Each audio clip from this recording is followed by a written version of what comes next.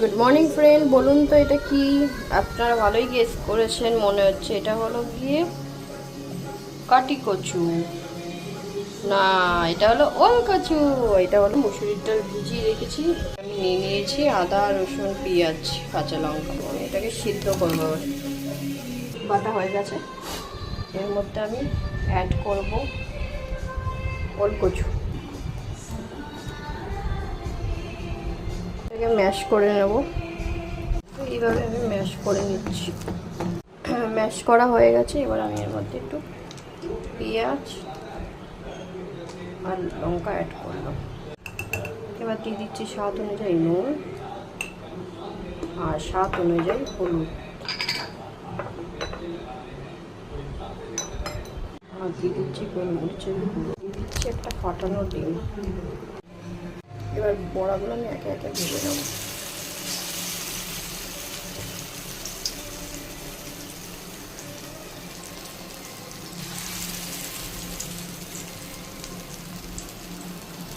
এই রান্নাটা এত সুস্বাদু হয় খেতে। কত সুন্দর বড়াগুলো হয়েছে। এভাবে সবগুলো ভেজে নেব। কি সুন্দর একটা ক্রিসপি ক্রিসপি ভাব এসছে বড়াগুলো। আমি 3টে পেঁয়াজ নিয়েছি ছোট সাইজ।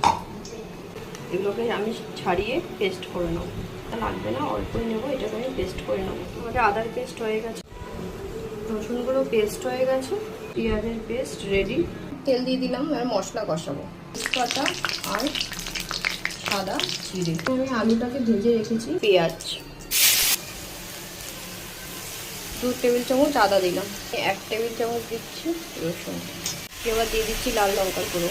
দিচ্ছি 1 টেবিল চামচ হলুদ, আন্দাজ মতো নুন, দিচ্ছি ধনে গুঁড়ো, জিরে গুঁড়ো। আলুগুলো দিয়ে এবার মিক্স করবো। কষানো হয়ে গেছে। এবার আমি জল অ্যাড করবো। জল অ্যাড করে দিয়েছি। এবার যতক্ষণ না ফুটবে ততক্ষণ ওয়েট করবো। ওটা ফুটে এসছে। এবার একটুখানি কাঁচা লঙ্কা বাটা আমি এবার দিয়ে দেবো। এর মধ্যে আমি বড়াগুলো অ্যাড করবো। বড়াগুলো আমি ছেড়ে দিয়েছি। মাংসের মতন কালার এসছে।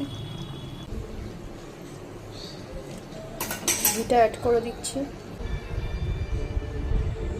মাছ, মাংস, ডিম কিচ্ছু লাগবে না এই রেসিপিটা যদি একবার খান।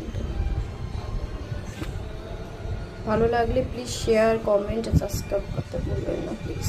পাশে থাকুন, সাথে থাকুন, সুস্থ থাকুন, ভালো থাকুন। টাটা।